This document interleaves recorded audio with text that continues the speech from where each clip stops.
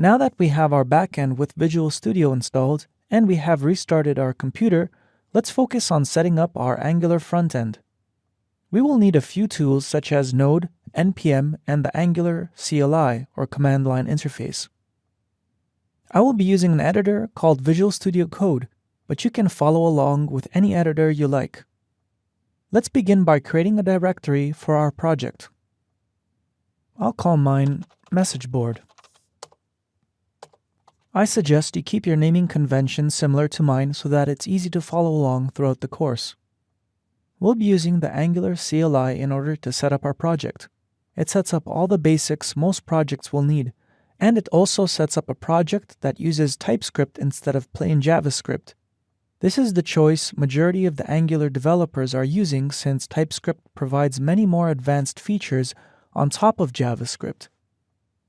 But you can still use plain JavaScript syntax in your TypeScript files. TypeScript leaves it up to the developer to decide how much TypeScript features they want to use over just plain JavaScript. In our case, we will be using things like classes and async await features. Next, please make sure you have Node installed, and then let's go ahead and install the Angular CLI and create the project. So please open up your command prompt and make sure you're in the same message board directory. Then we'll use npm install -g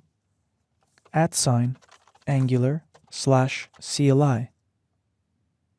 This will install the Angular CLI globally.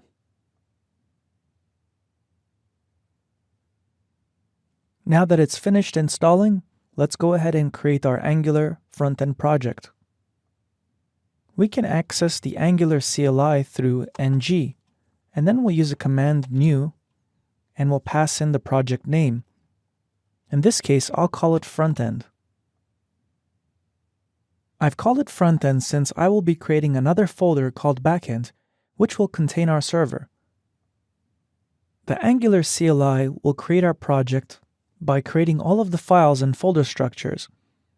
After that, it will install all the third-party packages the project will need to function. This might take a few minutes.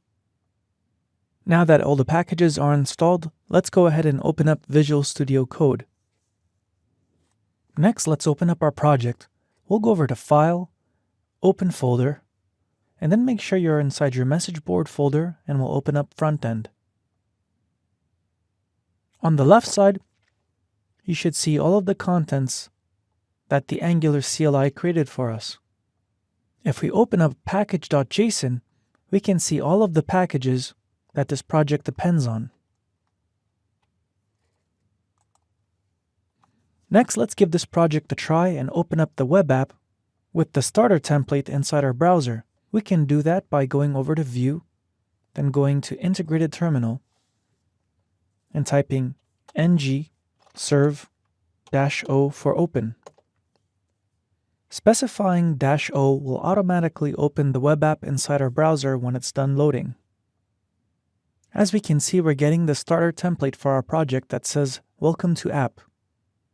One important note is that any changes we make to our code will be automatically reloaded in the browser. Let's give that a try. Let's open up the source folder. Then inside, let's open up the app folder. Inside here, we'll open up app.component.ts. Inside our app component class on line 8, we should see a title property below that on line 9. The value will be app, and we'll change that to my app. Let's save that, then view the changes. As we can see, the browser had reloaded before we even opened it, and we are now seeing Welcome to my app instead of just Welcome to app. At this point, you should have your environment ready to go. We can start creating the custom app components next.